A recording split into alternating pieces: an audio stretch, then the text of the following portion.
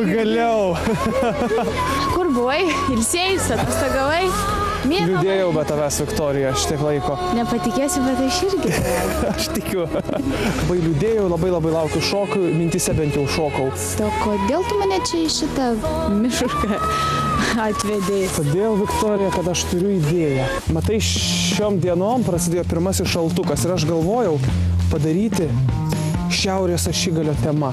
Ir aš norėjau, kad mes pasivaikščiotumėm, galbūt pageneruotumėm kažkokių idėjų apie šaltį. Aš norėčiau iš tavęs padaryti ledo karalienę.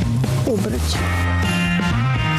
Žodžiu, daug baltų medžiagų, daug baltos spalvos, šiek tiek žvilgesio, šaltis, bet didžiulė aistra ir ugnis viduje. Kas nesvajotų, taip, tapti ledo, pavyzdžiui, karaliumi. Aš.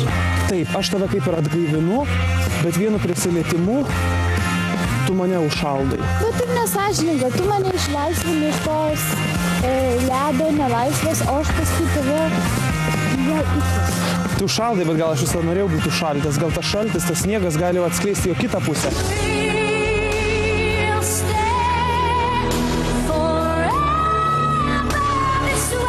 Ačiū, kad sugrąžinot mano partnerį.